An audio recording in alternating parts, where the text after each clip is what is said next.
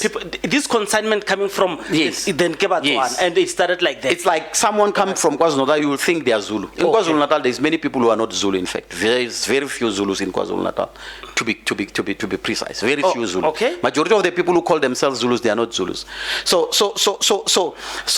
that's what happened. Now, why the name Shangaan? Now, I want so the name in people Batsonga who were then in the area of Giani, Mujaji, and other areas, they have never heard about the name Shangaan. They didn't know. It was imposed to them by people who were then working in Johannesburg. Okay. That's why if you look at Tsonga literature, before 1969, it speaks Tsonga. After 1969, because we integrated with some Shangaans from Bushbuck Ridge, then the Shangaan word started spreading amongst Batsonga in the areas of Kian. But before then, people there never associated themselves with that. The only word they could associate with, it was us being called Likwapa or Magwambe, which comes from Boers. Yes. And the Swatis assisted the Boers. No. It's a narrative that is created. It was not the Swatis that assisted the Boers. If that's why in that area of Eswatini they say is the Swatis. It was not the Swatis. It was Wamanungu and Joao Albasini. It was not the Swatis. So that story of the Swatis and the caves, the Sudwala caves and stuff. It's because people do not understand really. You see, let me tell you. It wasn't the Swatis you're saying. The Swati language, or isiSwati, it's a combination of Tsonga and Nguni. Okay. Swati as a language is a combination of Tsonga and Nguni. Yes, it goes a little bit towards in that area. Oh. Those people were left there by King Wamanu. Back at the other area, the Mpaseles were left there by Wamanu. The Mpaseles were assimilated to Bapedi. And if they have to be truthful, the Make, the Mpaseles, they must come out and tell the truth. The Mpaseles and the Make, they say they are Baroka, Makubele. They must come out and tell people who they are and where they come from originally. Who are they? Who are they? Because Mpasele is a Tsonga name. Upasla. Yes, Mpasele is a Tsonga name. It has been there for centuries. Make is something that they adopted along the way. When they were in that area. So they call themselves Bahara. Yes, when they were in that area. But the truth of it is that they were left by King Manungu in that area. That's why when you go to areas like in Khamulepo and other areas, there are Tsonga communities there. Towards that area of the Mpaseles where they are ruling and everything else. There's a lot of Tsonga communities there. It's not coincident that you have those communities in that area. So, the status quo. They've one issue is this one. Especially is it the latest municipality? Yeah, the Collins Chaban municipality. They've one issue is this issue. The issue there is that you had people that were chowing in the former municipality which was called Thulamela before they cut the municipality. Now there were majority Venda speakers in Thulamela, which made it very difficult for Tsongas that were in Malamlelen area because they were not getting service delivery. Service delivery was towards Venda speakers. And you know the concept of vendors is Shumela Venda. Yes. Among certain people, because vendors are not everybody. And that is another topic for another day. I think you must get a vendor historian to come here and explain to you. I've been trying. Please. The vendor concept, the vendors are Bangona, and the Bangona are not part of these problems. The most problem came from the Ramabulanes. Oh. The Ramabulanes who are close relatives of the judges. Then the Ramabulanes are not when they just got these people are workers. They've always worked. They understand the industries. Yes.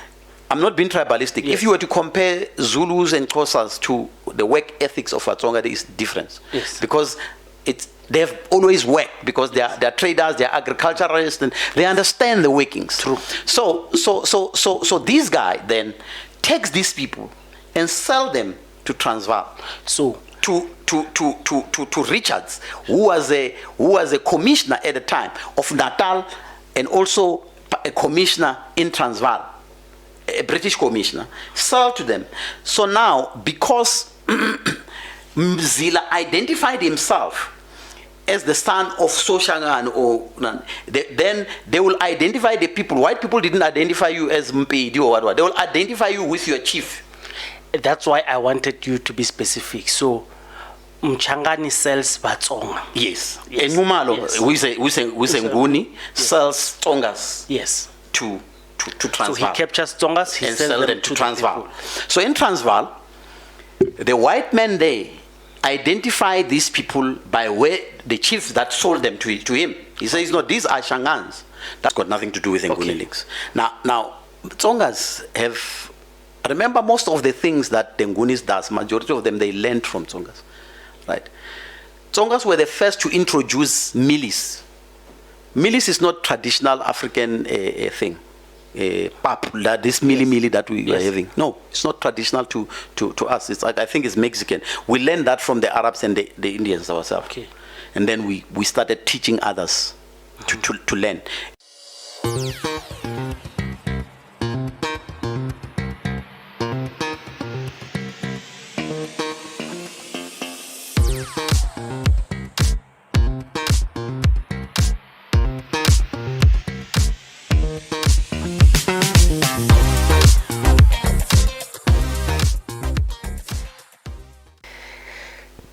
Ntsako, finally you came by popular demand. Please, man, just for purpose of everyone who hasn't heard your work, who hasn't been exposed to your work, please explain to them what is it that you do, and why did you find it important to come to the podcast. Okay, I will call myself a Tsonga activist first of all, which is driven by the how people have marginalized Tsonga speakers, especially in the context of South Africa. But also, I'm a historian, so that's how I will want to be defined: a historian and a Tsonga activist. Yeah. Thank you. So, the biggest question of all, I had Twani here, December, yes. When you guys were closing. He came to defend Batsonga people during the Ngizwe diatribe. So, explain this before you start with the history. Is there a difference between Motsonga and Mchangani? Yeah, there is a difference. Look, please take us through. Batsonga as people have over 2,000 years in existence. Shangaans are 150 years in existence as people that have been tamed in that way. Okay, now let me explain this so that people can understand. Tsongas were in what you call Natal as far back as 200 AD, Amatonga. They were used to be, by other people call them Amatonga. Amatonga are people like the Mtetwas, Amanyambos, the Teles. Those are Tsongas, the original Tsongas, the Chabalala. Those are the original Tsongas, the Chauke, Oshioki, Shanzilu. Those are the original Tsongas. Now, so these groups have been there for centuries. Now, when you talk about Shangaans, you're talking about a group that existed after 1819, right? So 1819, it was at the height of Mfetane or Difetane, as other people want to say. So a general from then KwaZulu or Natal moved to Nkomati in Mozambique, in what you call Mozambique today, or in where predominantly some of the Tsongas were staying. Because even in KwaZulu-Natal at that time, there were Tsongas. The Tembes have always been there in the northern KwaZulu-Natal for centuries. But he moved to Nkomati. After Nkomati, he fought his way into the area of Bahlabe, which is between Kashokwe and Magudu in Mozambique. This general called Manukuza Ngumalo. So Manukuza Ngumalo had people that he was with, or soldiers, let's call them soldiers for the sake of this interview, who then he started to fight the Tsongas that were there. But Tsonga that were there were more traders than, they were not militarily advanced than he was, because they were focusing on trade. This is a nation of traders. For centuries, they've been trading in Mapungubwe and other areas. Now, he captured some people there, especially the Mabunzas, the Maswanganis, and the Zitas, or the Nkwinikas, now called the Zitas, and others became his slaves and all of that. So as time went by, most of the Tsongas started running away from that behavior that was there, because it was capturing them, and there were a lot of atrocities against Tsonga speakers from that general called Manukuza, who was later known as Shangaan. I'll explain to you where this thing comes from. Now, they, for an example, the Mabunza of Nyabane moved from that area because of this Manukuza to Mjaji area. So that's how they moved to Mjaji area. But also they moved there because there were people that were militarily advanced amongst the Bahlavi. So they started protecting Mjaji at that particular. So the relationship between Mjaji and the Mabunza started at that time. They started protecting that queendom at that particular moment. Why? They had always known about Mjaji because these people have always traded amongst each other, but when they needed rain at some point, they will move from where they were to the Mjaji area to ask for rain or whatever that they were asking for. So they had always known that area. They had always moved between where they were in some parts of Kruger National Park to where Mjaji was in Chittagoni. So Manukuza started moving because Batsonga resisted in that area where he was. They resisted. He moved to Msapa. In Msapa, he met Banzau. They resisted as well. So there was a lot of resistance amongst the people at that time. And then he moved back to Chamit. That's where he died. And his sons, two sons, started fighting. Mzila and Mawewe started fighting to take over from their father. Unfortunately, Mawewe lost and Mzila took over. After Mzila took over, he started selling Batsonga into Transvaal. Selling them as slaves to come and work in the industrial area of Transvaal and Kimberley and other areas. They were sold. Around which years was that? This was around 1840, 1850. Okay. Around that time. So they were sold to come and work in the industrial area of Transvaal. He sells Batsonga. Yes. As Mutsonga himself. No. Mzila, it's the son of Soshangaan. So of Soshangaan or Manukuza. Yes. Remember, these people are capturing people and they're forcing them, taking their cows, taking women, forcing women and all of that. So as part of that, they had an agreement with the British at the time to then do these things of forcing, because these people are workers, they've always worked, they understand the industries. Yes. I'm not being tribalistic. Yes. If you were to compare Zulus and Xhosas to the work ethics of Atsonga, there is difference. Yes. Because they've always worked, because they are traders, they are agriculturalists, and they understand the workings. True. So this guy then takes these people and sell them to Transvaal. So to Richards, who was a commissioner at the time of Natal, and also a commissioner in Transvaal, a British commissioner, sold to them. So now, because Mzila identified himself as the son of Soshangaan, then they will identify the people. White people didn't identify you as Mpedi or whatever. They will identify you with your chief. That's why I wanted you to be specific. So Mchangani sells Batsonga. Yes. Enumalo, Nguni sells Tongas. Yes. To Transvaal. So he captures Tongas, he sells them to Transvaal. So in Transvaal, the white men there identify these people by where the chief that sold them to him. He says, no, these are Shangaans. That's where the name Shangaan started developing in the industrial area of Johannesburg. Oh, these people came from Botswana Yes. from Botswana. So you always assume every Yes. people, this consignment coming from Yes. then Botswana, Yes. and it started like that. It's like someone come from KwaZulu-Natal, you will think they are Zulu. In Okay. KwaZulu-Natal, there's many people who are not Zulu. In fact, there's very few Zulus in KwaZulu-Natal.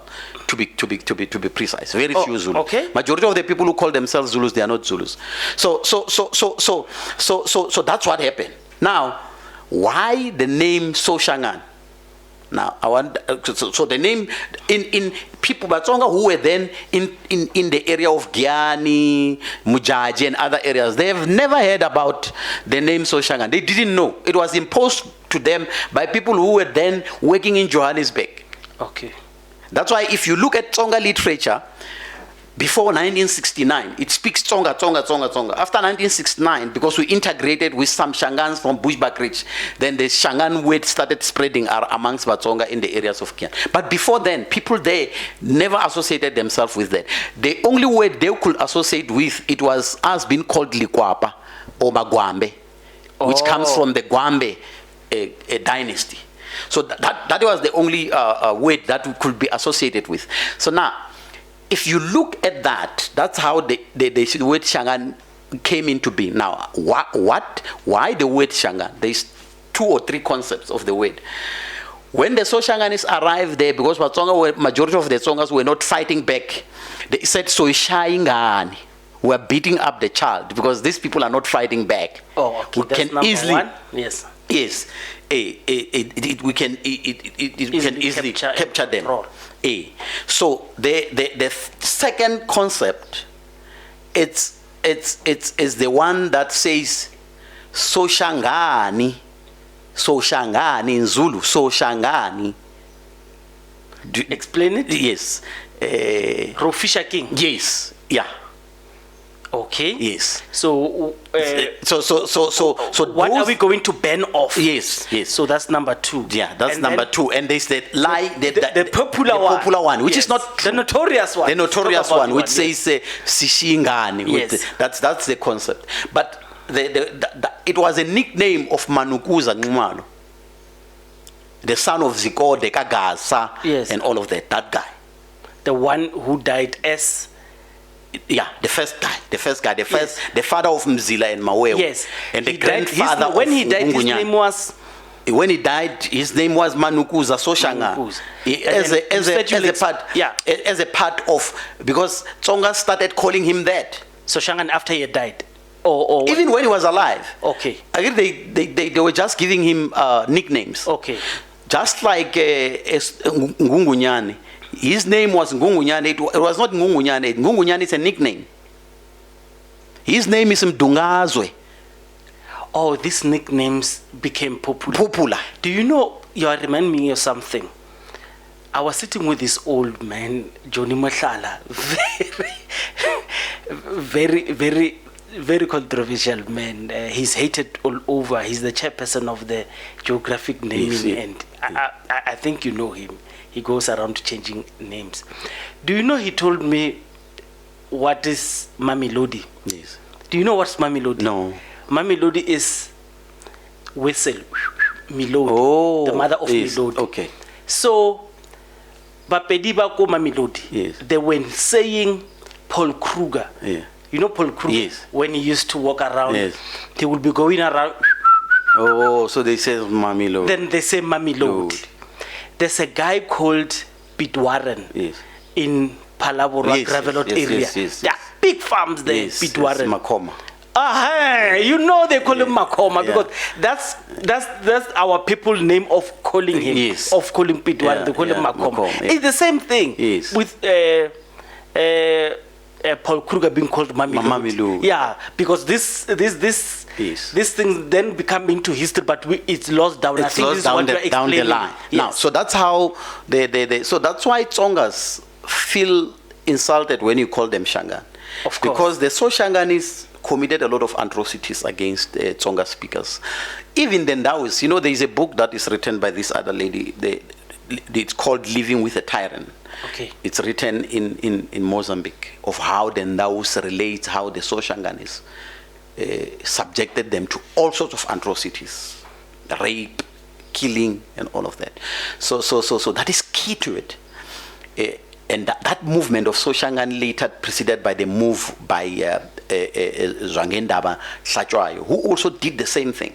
Zwangendaba Hlatshwayo destroyed the Sithole kingdom.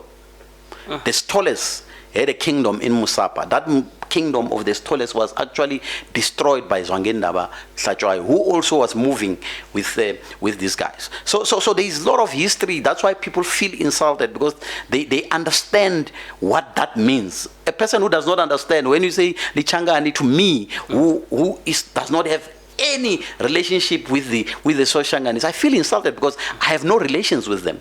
Other than maybe later one of my grandmothers was forcefully raped by them, and all of that. But other than that, in terms of history, we do not share a lot, other than the fact that now they have assimilated to Tsonga. They speak Tsonga, they practice Tsonga culture, they do everything that we do, they eat the food that we eat. So they are actually captured.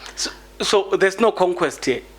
Yeah, it was just a conquest that happened at that time. But in terms of the language, because these guys, one of the mistakes they made is they did not come with women. Oh. So when you go to an area, you want to capture an area, unlike here in South Africa where white people came with white women, they came as men only. And the only women they could find is Tsonga women. And Tsonga women, when they're at home, they teach these kids their language. Yes. And that's what that's why they could not could not kill the language. They could not. Yes, you can just get some few tone Nguni or Lala, because they used to speak dialect called Tekeza. There's two it. When you say Mzala and Mzaya, that is Tekela. Yes, in Tebali Mzaya. Yeah, it's Tekela, Miyambo, Mlambo. So they used to speak like kids. That is the dialect they spoke when they came. So quick one, Zulu as a language now, as it is, it's a combination of Isitungwa. You know, Isitungwa is a dialect that the people from Zimbabwe speak. You call them Ndebeles. That thing that they're speaking is Isitungwa.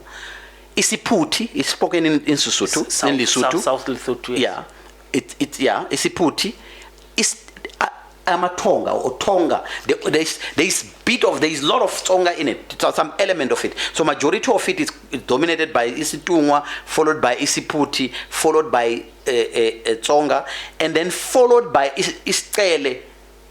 So that's what constitutes the Zulu language as it is now. So if you are a linguist and you study languages, and you'll be able to pick up those things in what you call. So when someone comes and says Ngum Zulu Pata, it's just ignorance. The reality of it, that language is made up of those languages, because they influence. Those are the people that lived in that area, and they influence the makeup of that language. And when it was standardized to that particular form of standardization. So I just wanted to also show people how. So now, who are Batsonga? I just want to quickly go to that one. Batsonga have been living here, like I said, for 2,000 years. They were in Mapungubwe. Before you do that, I want to understand this. This has been debated. So, Fumani, for instance, he says when those people left KwaZulu-Natal going into Mozambique, they found Batsonga, right? Yes. How do they find people? They say they conquered them, but they could not speak the language. You already explained it, because they did not come with women. When they started selling these people, at that time, they were still minority or the majority, or it was just a case of, like you explained, the others had more armaments and they were violent. It was the case of more armament. More armament, okay. More armament. It was in majority. It was in majority. Okay, it was the case of force. Okay. So you were forced into leave your farm, leave your mining, leave your fishing. Because, Tsongas in history have always lived in the bank of rivers and the sea. Okay. That's why in KwaZulu-Natal, you find them in the northern KwaZulu-Natal. In Goma, in KwaZulu-Natal, where the Nkunas come from. Those areas, because the Nkunas are Bambai. It's a dialect of Tsonga, the Mbai, or Amambo. In KwaZulu-Natal now they call them Amambo. It's a dialect of Tsonga. So they always live next, because they fish, they farm. Okay. That's their biggest interest. And secondary to that, it's mining.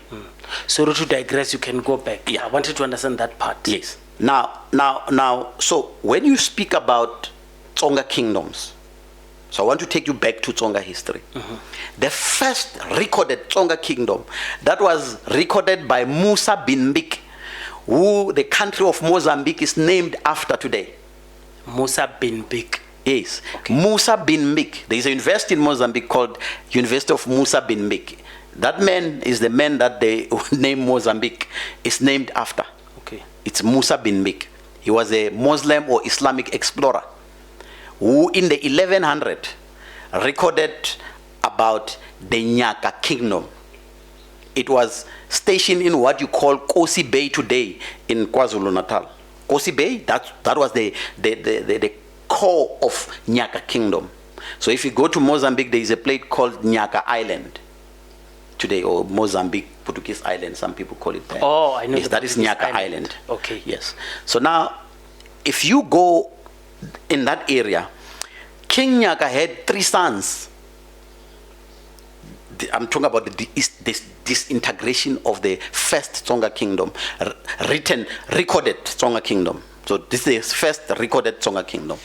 King Nyaka had 3 sons. His first son was Shioki. It was his first son, Chauke.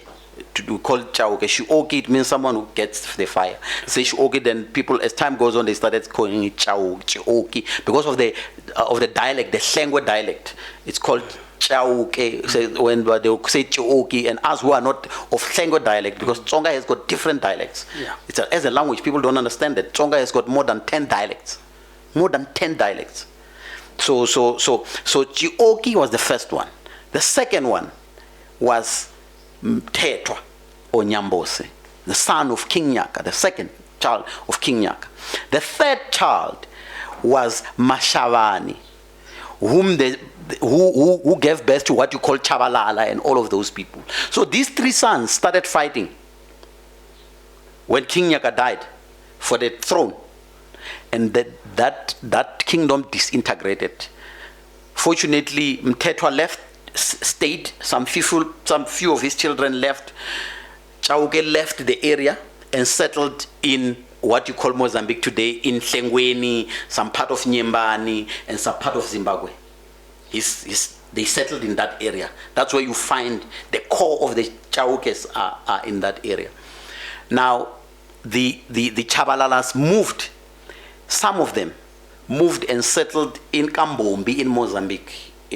Just in Gaza, next to Shumbuti, there is a place called, they settled there.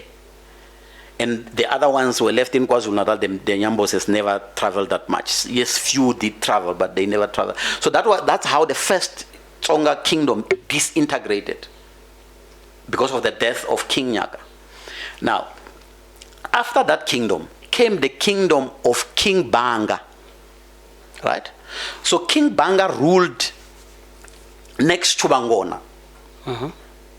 Right? So if you're in Kruger National Park, there's a place called Tulamela or whatever inside. So King Banga was just next to that. It was the center of that particular kingdom. And that kingdom was driven by what you call mining or whatever that is. So that kingdom got disintegrated when most of the Arabs started coming through. Because remember, the Arabs have always been around. The first people to arrive here has been the Arabs. That's why in Tsonga you get a name like a Hassani. It's an Arabic name. It comes from the Arab. It has been there for centuries. Right? You get things like Mbangi. It came with the Indians. Yes, the Arabs, they came with that thing to our people. Okay. Yes. So we have always had, there is a lot of things, Mcheka, that our people wear, came with them centuries ago. People do not know that. So there has always been that relationship that exists, but it was not a colonial relationship, it was a trade relationship. So but Tsonga and the Bangona have always lived side by side for centuries. So that kingdom of King Nyaka King Banga disintegrated. And then in Mozambique, we started having kingdoms in Mozambique. You had the Bangwanati kingdom, which was run by the Mondanes, where the president of Frelimo, Eduardo Mondlane, comes from. That is the kingdom that fought a lot with the Shangaanese. A lot of time. In fact, when Ngungunyane was captured, Shipenenyane, who comes from that kingdom, assisted the Portuguese to actually capture Ngungunyane. That's how the rival was between those two kingdoms. So you had that kingdom as well. You had the kingdom of Matsolo. What you call Matola is Matsolo. Okay. In Mozambique, you see, they write name in different ways. So you had the kingdom of Maputo, because Maputo himself, or Maputu, let me just say Maputu, was a king in that area as well. Okay. So you had always not chiefdom, kingdoms. Now, so fast forward to South Africa. Now, in South Africa, there was an establishment of a kingdom. And this kingdom was established by Nkabele Nwamanungu Sweya with his friend Joao Albasini. Nwamanungu Sweya was born in 1811. Joao Albasini was born in 1813. He was an Italian, but adopted Portuguese, I think, along the way. He was a son of Antonio Albasini. They grew up together in Mozambique under the kingdom of the Sweyas there of Mawelele. And then later on, as they grew up, they started hunting and they started assembling their own military guys to move from Mozambique to different areas. But in the area of Transvaal, you already had the Baloi there, the Baloi, the Matibulas, who actually also assimilated to Batsonga as well, because they are of Mutapa lineage. Or Munumutapa lineage. Yes, lineage. They are from that particular lineage. They'd already assimilated to Tsonga centuries ago. So they were settled in what you call Kruger National Park. In the early 1600s, they were already there. The Shloas, who are also of Baloi, they were already there in the 1700s. You had the Malulekes as well. They were already in the Kruger National Park in the 60s. Because that area where you find Matomani or Mopani, people call it Mopani. Batsonga have always stayed in those areas. So you also had the Bila, who also were inside that area of Gyan, living with the Mangombe or Magombe, the vendor or the Shubulanis as well, in that area. They were already in that area. So now those guys left Mozambique, what you call Mozambique at the time, Lorenzo Marco, and then go to Hazyview. In Hazyview, they found a man called Mahashule. That Mahashule person was being bothered by two cannibalists who was killing people and who they were killing people and all of that. Nwamanungu assisted Mahashule and killed those cannibals. And Mahashule allocated a land, and that land in Hazyview Mkutlu side to Nwamanungu as an honor of assisting, where he assisted to actually kill these two cannibals. And that he left a chief there called Hoshani of Nguna to say, Hoshani, you will remain here because as we are going, remain with few people here, we are going. They left that area and they went to Orstad. Orstad? Yes. In Orstad, they stayed there until there was a period where there was a lot of mosquito issues in the 40s and all of that, and they decided to leave for Leidenburg. That's around that area. That's when they started fighting with Sikukune. That's where Nwamanungu and Joao Albasini started fighting with Sikukune, because at that time already Joao Albasini was assisting the whites, because the whites wanted to establish a route that will take them to the port in Maputo. So the Sikukunes were actually resisting to create a space for that. That's when Nwamanungu was sprung in to start fighting Sikukune and the people who were staying at that age. That's why for generation to generations, they still pay the hatred towards Batsonga because of that particular action. So us who are historians, we know why there is that hatred between Tsongas, because of that war at that time. And during that time, you were, as a black traditional or a royal leader, you were either with the British or with the Afrikaners. And in this state, Nwamanungu as a leader was working with the Afrikaners at that time, when the Makados and them were working with the British. So that route was created. And later on, they moved to Mukopane, Kamgwambane, and Kekane was killed. Before you go to Kekane, yes, it might be a different time, but the Bapedis of that area were working to defend themselves against the Boers. Yes. And the Swatis assisted the Boers. No, it's a narrative that is created. It was not the Swatis that assisted the Boers. If that's why in that area of Eswatini they say is the Swatis. It was not the Swatis. It was Nwamanungu and Joao Albasini. It was not the Swatis. So that story of the Swatis and the caves, the Sudwala caves and stuff. It's because people do not understand really. You see, let me tell you. It wasn't the Swatis you're saying. The Swati language, or isiSwati, it's a combination of Tsonga and Nguni. Okay. Swati as a language is a combination of Tsonga and Nguni. Yes, it goes a little bit towards Nguni, but it's a combination of the two. The Dlaminis who are running that particular kingdom, their main house is at Kanchai in Mozambique. You know Nchai, we call it Nchai in Tsonga, the other people call Chai Chai. Them, the Dlaminis, they say Nchali. Oh. It's their forefather. Nchali is their forefather. So Nchai or Nchai is named after the Dlamini's forefather. The first house or the main house of the Dlaminis is found in Nchai in Mozambique. And the person who gave birth to those people, it was Mtonga who gave birth to the Dlaminis. Okay. So this particular person is the very same person that gave birth to the Tembes. So those two, the other one is Tonga, the other one is called Swati today. But that is the same ancestor. Same family. If you go read a thesis that was written by Klopas, he has delved a lot in the relationship between the Tembe and the Mswati.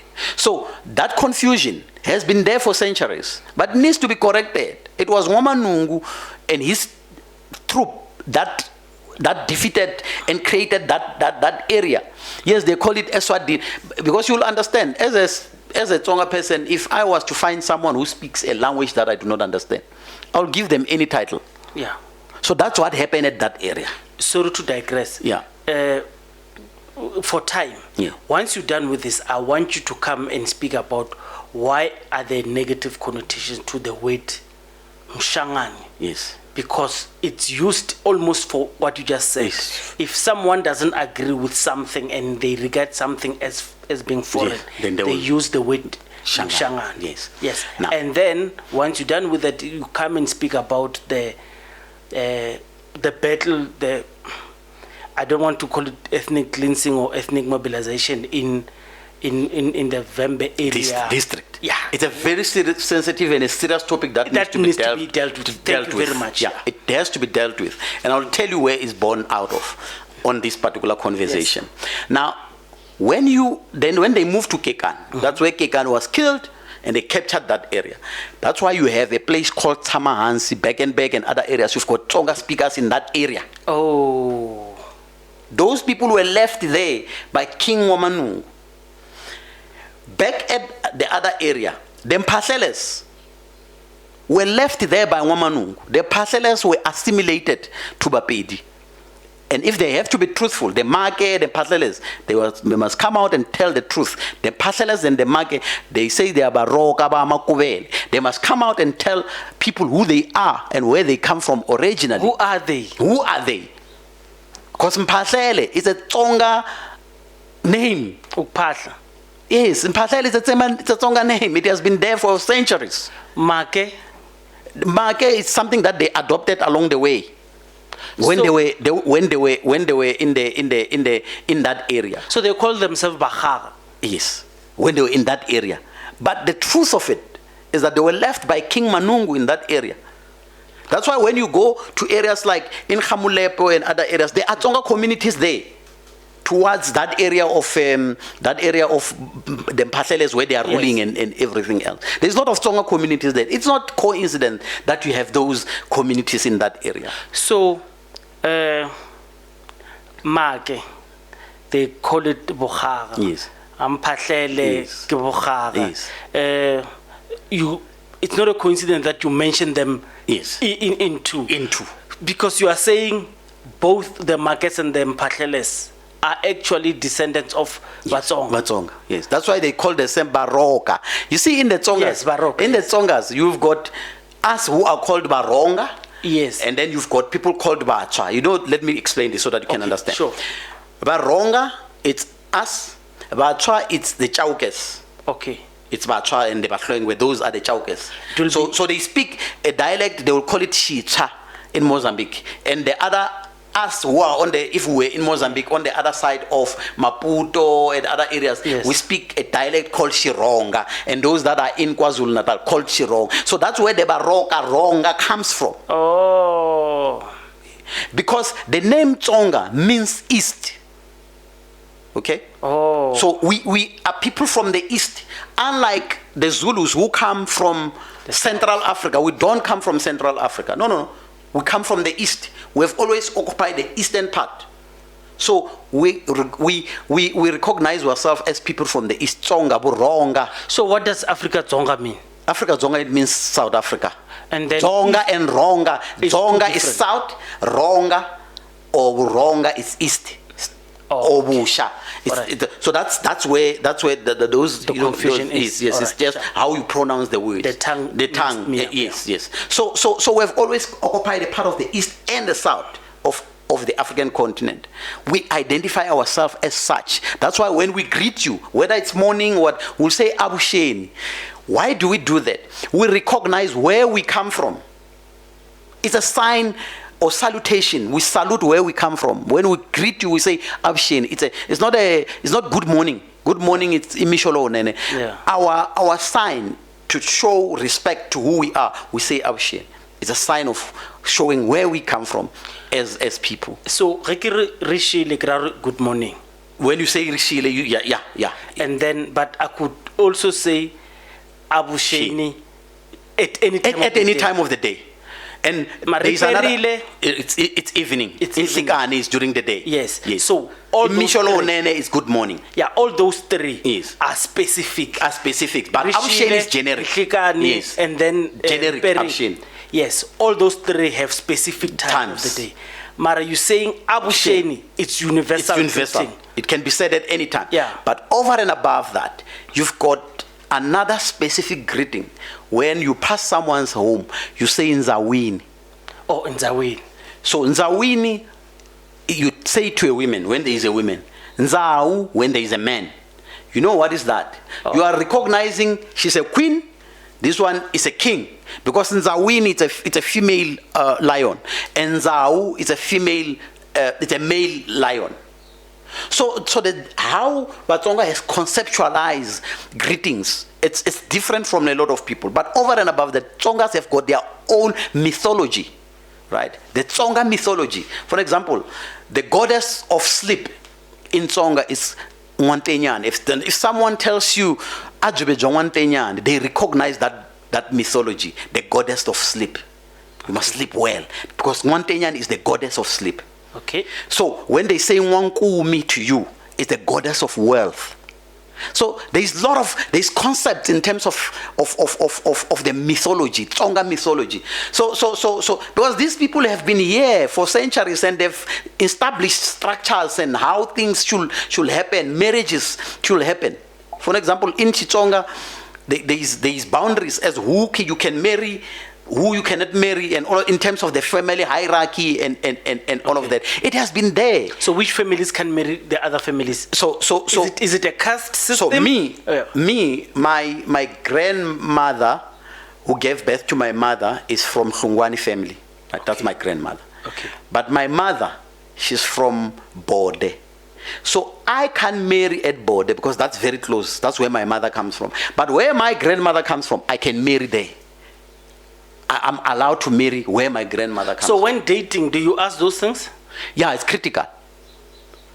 Like I can't marry someone who I share a surname with. So I've always believed that because we live in this modern era of deadbeat dads, Yes. I want you to understand that I'm saying it with the recognition that this thing is foreign to Yes, us as yes. Africans. Yeah. It was put in because of the circumstances. they wanted migrant labor force, Labor. and people started thinking that this thing is synonymous to Africans, so running away from the responsibilities because we don't control means of production. Yes, so we at some point we date. Yes. We date, and then when it gets serious, we start asking. Yes. So I want to understand this part.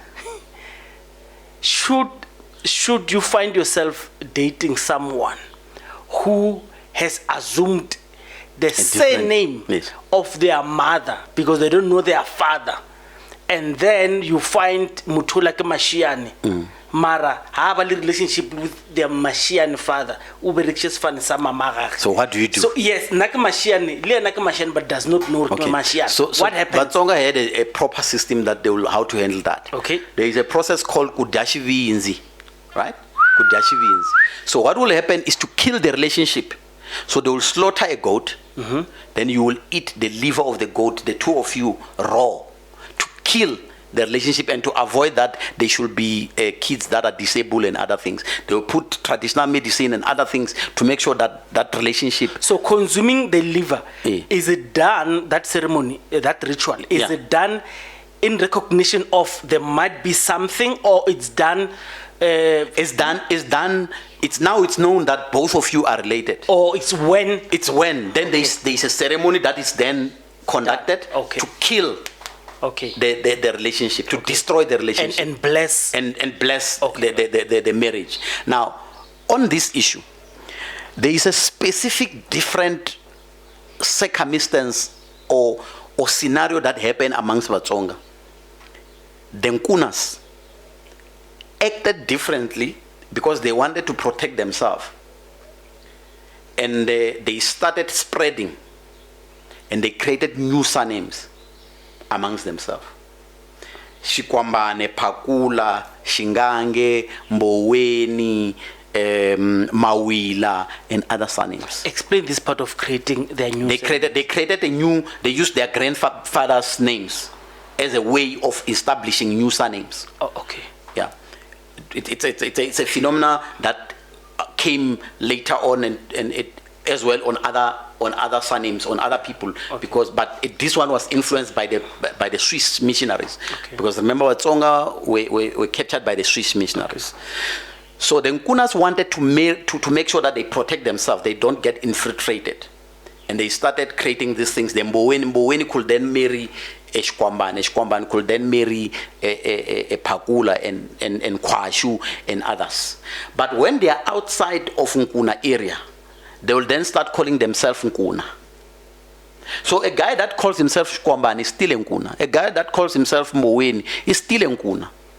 But when he is in the Nkuna territory, there at Mhlaba and other areas in Zanin, he will recognize himself as Mboweni or as Shkwambane or as Shangaan. I've always thought, Rena Bapedi, we do not have reciprocal surnames, meaning Arnad Tagazel. Yes. I've always thought that whenever yourselves, and to a minimal extent, even Balemba, they would have a surname that is similar to another surname. Yes. So yourself, I always thought those were linkages with your Nguni links. Because right now we venerate totems. We don't have istagazelos. Yes. So ke Mashiane ke Minankwe. Yeah. So I venerate yes. So what will happen is that they created that system to protect themselves around the Nkuna. Okay. But you see, with Matsonga is that. So you are saying it has nothing to do with your Nguni links? No, it's got nothing to do with Nguni links. Now, Tsongas have. Remember, most of the things that the Ngunis does, majority of them, they learned from Tsongas, right? Tsongas were the first to introduce milis. Milis is not traditional African thing. pap, this mili that we are having. No, it's not traditional to us. It's like, I think it's Mexican. We learned that from the Arabs and the Indians ourselves. Okay. And then we started teaching others to learn. It's like peanuts. A lot of Bapedi did not know about peanuts. Okay. They were taught by the Tsongas. When the Tsongas started, they started learning ground nuts. Yes. It was not. That's why with us as Tsongas, we eat ground nuts with anything. You can put it in meat. We can put it in mroho. We can put in anything. Let me tell you. So, so people from Polokwane. Yes. They would eat. You see, you know mroho waditaka. Yes. They would eat it without nuts. Yes. So I come from Palabora. So you'll eat it with nuts. Yeah, I'll eat it with nuts. Yes. And it is because people from Polokwane, they call it Kimrowa Machangani, because only the nuts. Yes. What you're saying is very consistent with what is happening on the ground, because they did not incorporate having nuts in a lot of stuff. Palabora as a case study. Sure. When the Malajis arrive in Palabora, and later on the Shais arrive in Palabora, they found Hui Matebula in that area. Killing animals and Tonga, what you call biltong today. I've written an article explaining how the Afrikaners learned to do biltong from Tsongas some years ago. I don't even know which publication I was writing that to, but I've explained where the name biltong comes from. Tsonga with Tonga. Okay, say it again. In Tsonga we call it Tonga. When the thing that you call biltong, you did the meat and you put it there and all that. The Afrikaners learned that from the Tsongas, so and they themselves call it biltong. As we call it Tonga. Oh. So when the Malajis arrived there and they found Mtonga everywhere, they started calling Kinyamahale. That's where Namahale comes from. Namahale comes from that biltong. It comes from that biltong. Okay, so Palabora, it's better than the south where we come from. So if you, next to PMC, there is a grave of Hosima Glasa of Makuba. Those people have been living together for centuries. Yes. Right. If you understand, before 1969, with this new creation and all of that, in what you call Namakhale there was a mixture of Tsongas and the Malajis staying together. The Lulagani was then created later on. But in that area, those people have always lived together. That's why if you check amongst the Malajis, Makushane has got Tsonga headmans. Yes. Of course, the Malungani. He's got Tsonga headmans in that area. So are Shai Batsonga or Bapedi? The Shais are Bapedi. They come from Tubatse. Yes. They came later on following, because of the area was now becoming more, how do I call it? It was more becoming an industrial area. They came later on, but the first to arrive are the Malajis. Hold it there. And like I said, I told you at the beginning that some topical interest I'm going to have to come in just for clarity. So the SABC program, you did work on it, ne? Yes. When they were speaking about the Shai and the Malajis in Palabora, that contested battle, they spoke about the Shais coming into Palabora, Masishimalo, and they found the Malajis people there. Yes. What is the name of the show, SABC, so we could give it a shout? I think that was Ngulabti. Yes. So when that was happening, around which years was that? And this happened around early 20s, 30s. That's when they took over 1920s. that 30s. Because in 1957, there was a declaration by the white government at the time, I'm not sure which commissioner was that said Makushane has been given the headmanship under Captain Makuba, because the Makubas were staying there. So they said Makushane must report to Makuba. Not the Shais. Sorry, I know the Shais, I'm touching them in their studios, but we need to talk the truth. The Malajis have always have a relationship with the Tsongas, especially that family that came into that program. Because that family, amongst them, they used to marry with the Matebulas. So the Matebula will marry there and then they will marry. Like what will happen at Mjajis? In Mjaji, before you leave, the Mavunza will marry amongst them. The Mjajis will marry amongst the Mavunza. Yes. So that was the relationship that was happening there until one of the nephew who was a Shai, captured that thing from the Malajis. And a lot of people lost their traditional leadership roles through that. They will send you as Mchana to go and do some other thing. And the white man said, no, you are the one who is intelligent. Now you are the chief. That guy is lazy. He's not coming here. Oh. Then you become... Okay, yeah, before you go further, please also explain this part. You know, people who think Namahale, Palaburwa, yes, Palaburwa Gamalaji, yes, they would think when they get there, stark difference, and they are thrown off when they find people speaking Xitsonga. Yeah. Explain it for people to understand. Tsongas were the first to arrive there, right? So if you check, I'll explain to you. If you check from where PMC is to inside the Kruger National Park, Nwasorin is a child. Masorin Mountain. No, it's Nwasorin. The mountain is named Masorin. They just changed it and pedalize it. It's Nwasorin. Who was mining there? It's the Tsongas. Okay. Yeah, they were mining there.